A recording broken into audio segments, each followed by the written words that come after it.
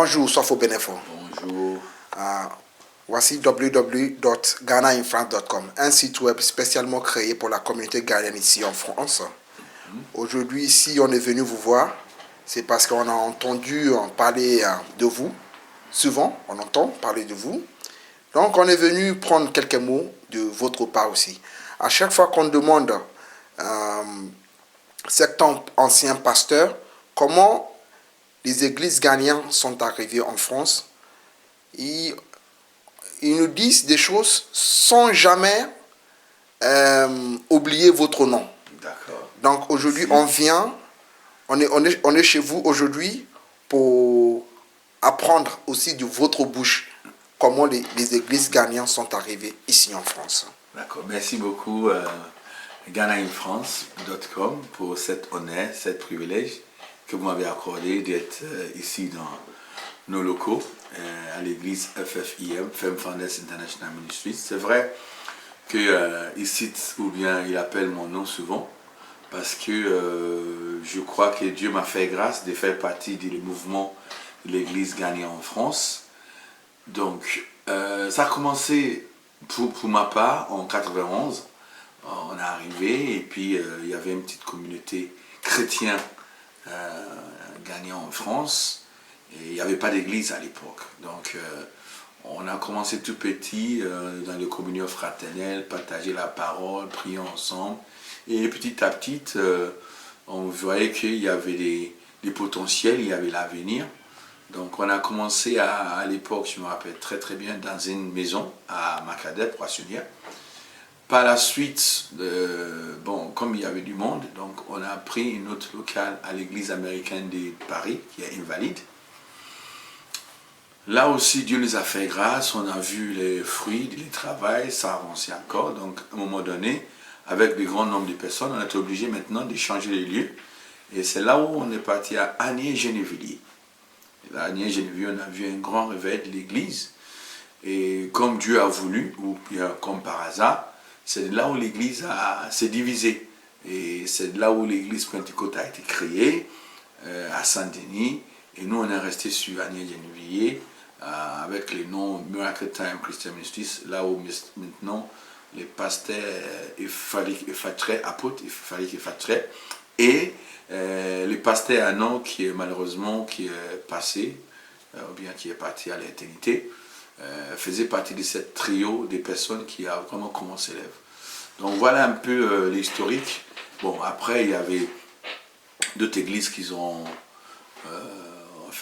qui sont arrivées par la suite, mais si on parle vraiment du noyau à l'époque, c'est l'apôtre Frédéric Effatray, le pasteur Anon qui est décédé, et moi-même, et qu'on a commencé, et puis les pasteurs à Pierre, je ne sais pas si maintenant il y a un pasteur, mais j'ai entendu qu'il était nommé pasteur, c'est là où il est maintenant intégré, ou bien il est venu nous aider, et c'est lui vraiment qui a commencé l'église de Pentecôte à l'époque.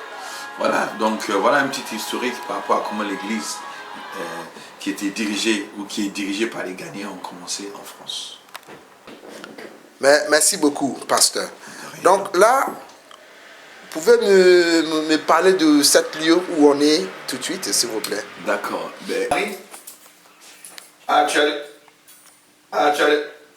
Donc tu vas à la maison, c'est ça?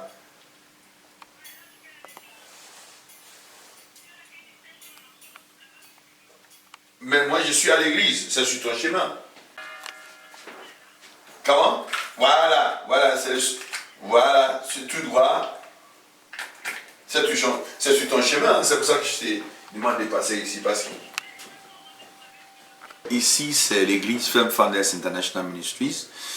Nous sommes là depuis presque bientôt 15 ans. Wow. Et Dieu nous a fait grâce. J'ai commencé ici. En fait, j'ai commencé à Paris. Et puis à un moment donné, Dieu a voulu que je monte ici en Seine-et-Marne, là où j'ai commencé cette église Femme Founders International Ministries. L'église est internationale parce que par la grâce de Dieu, nous avons 14 nationalités différentes. Et le culte se fait normalement ou bien généralement en anglais-français. C'est une riche communauté et Dieu fait beaucoup.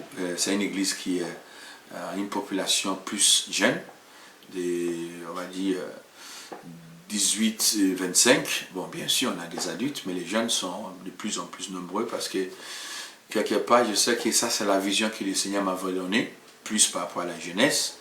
Et puis, bien sûr que la jeunesse, plus tard, vont devenir les grands et ils vont continuer l'œuvre que nous avons commencé. Donc voilà, en général, nous réunissons ici tous les dimanches. Pour l'instant, on a su 2 cultes. Le premier culte, c'est 9h à 11h. Le deuxième, c'est midi à 14h. On a une heure de pause. Et dans la semaine, nous avons mercredi pour les réunions ou enseignements ou la prière. Et vendredi, nous avons la prière de 20h à 22h. Une fois par mois, nous avons une soirée spéciale que nous appelons Soirée dans sa présence, là où nous passons un moment de qualité, des heures non-stop dans les louanges d'adoration, parce que nous croyons sincèrement que les louanges d'adoration font partie de notre culte agréable pour notre Dieu. Voilà, donc si ça vous arrange ou si vous permettez, je vais vous faire visiter les locaux pour faire connaissance encore plus davantage. Merci beaucoup. Ça vaut. Bien. Donc, et là, c'est votre bureau. Oui, on était dans mon bureau.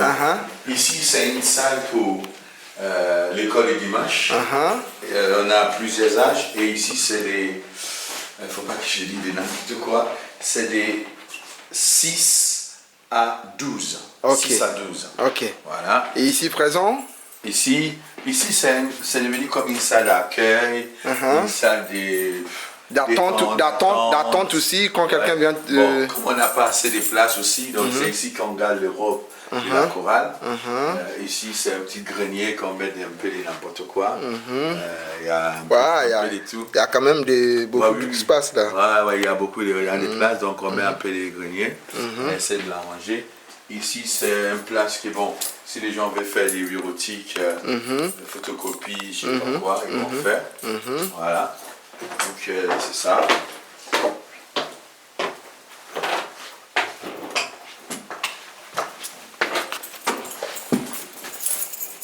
Waouh.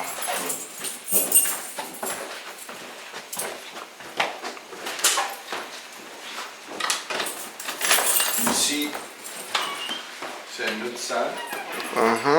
Ça, c'est une salle pour les plus grands. D'accord. 13 à 17. Ah, d'accord. Parce qu'avant que les gens rejoignent, en fait, ils viennent vraiment intégrer les grandes ou les adultes.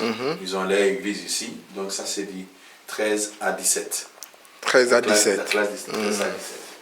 Donc, ils ont leur place aussi. Le dimanche matin.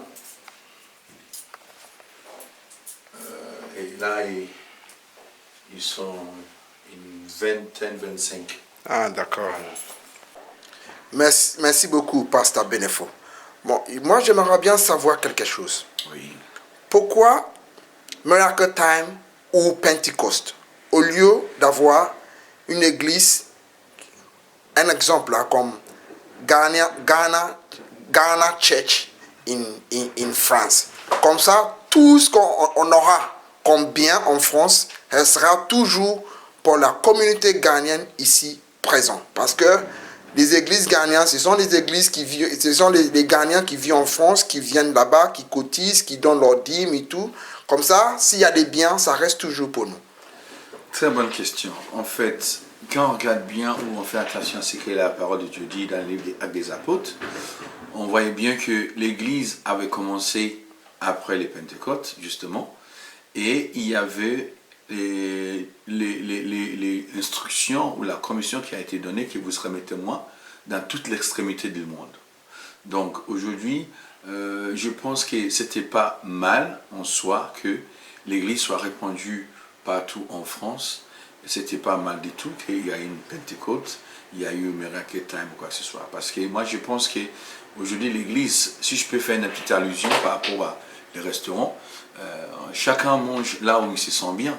Donc si aujourd'hui il y a des gens qui ne se sentent pas bien au Pentecôte, il peut aller à Miracle Time ou Bethel ou quoi que ce soit. Donc moi je pense que quelque part c'est dans les plans de Dieu. Maintenant, Par rapport à le deuxième volet de la question, pourquoi? Parce que sinon, on a pu avoir une grande église gagnante, qu'on met tout ensemble. C'est là où je pense que je suis tout à fait d'accord avec vous, de l'essence que si on pourrait au moins avoir un projet, que les gagnants en France pourraient avoir une grande salle que l'église peut partager, parce que je sais que dans d'autres pays, ils font ça, et ça va nous revenir moins cher, parce qu'on sait qu'aujourd'hui, un des problèmes majeurs pour les églises en France, c'est vraiment trouver une salle. Donc si l'église peut se réunir ensemble pour trouver une grande salle qui peut être partagée, c'est pas mauvais du tout, parce que je sais qu'il y a des gens qui vont pas voulu directement ou bien être d'accord, mais aujourd'hui, soit si on veut pas. Quand on regarde par exemple la Briche, presque toutes les églises sont là. Donc si l'église peut se réunir pour construire quelque chose comme ça, je pense que ça va vraiment alléger les gagnants et ça va nous permettre d'avoir au moins un bien pour notre prochaine génération. Pasteur, Oui. Là on voit votre gare. Cesson, c'est ça? Cesson. Gare de Cesson. Cesson, oui. Gare de Cesson. Donc là, d'ici l'église, ça prend combien de temps? Grand maximum 10 minutes. 10 minutes. Et si on n'est pas en voiture, comment on fait? L'église a une navette. Donc d'ici jusqu'à la gare, il y a une navette qui vient presque toutes les heures en fait. Et il y a aussi les frères ou les bien-aimés qui aussi soutiennent beaucoup, qui viennent chercher les personnes. Donc par la grâce de Dieu, on n'a pas de problème de transport. Donc si par exemple, je suis à la maison un dimanche, je dis, je cherche une église à aller, bon, je vais aller à Cesson. J'arrive ici à quelle heure? En fait, il y a des cultes. Donc si tu veux assister les cultes de 9h, il faut que tu seras là vers 9h moins quart.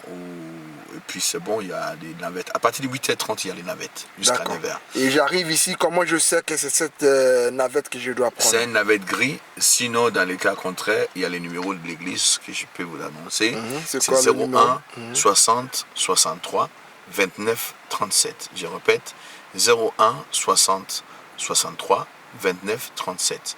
Donc vous appelez ces numéros-là, il y a toujours quelqu'un qui va vous répondre et puis il va vous dire d'attendre ou bien, comme ça vient tous les heures, 8h30 il y a une navette, après il y a des frères qui viennent 9h moins quart jusqu'à 9h.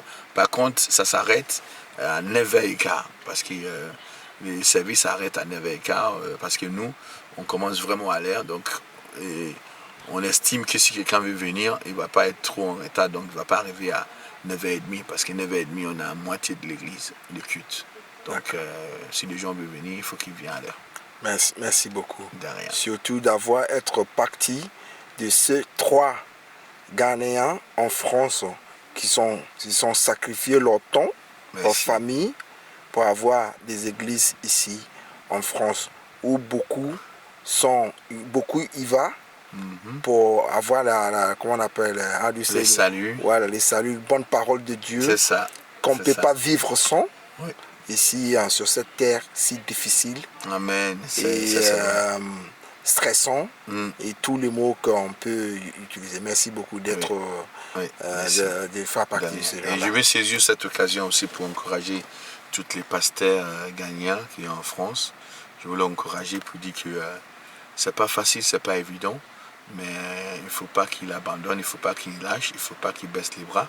Il faut qu'il sache une chose, c'est que ce que nous sommes en train de faire, il y a certaines personnes qui ont commencé avant nous, nos prédécesseurs, les Paul, les apôtres, les Pierre, les Jean et tout. Et ça, c'est notre tour. Donc nous devons aussi travailler de sorte qu'un jour, nous pouvons nous aussi laisser un bon héritage à notre prochaine génération, à nos enfants. Donc il ne faut pas qu'ils baissent les bras. Et tout ce qu'ils peuvent faire pour vraiment réussir, les limites la limite que nous pouvons, faisons-le. Et notre récompense vient de Dieu. Ce n'est pas un homme qui va le récompenser, c'est un Dieu. Donc je l'encourage vraiment et je les soutiens dans mes prières.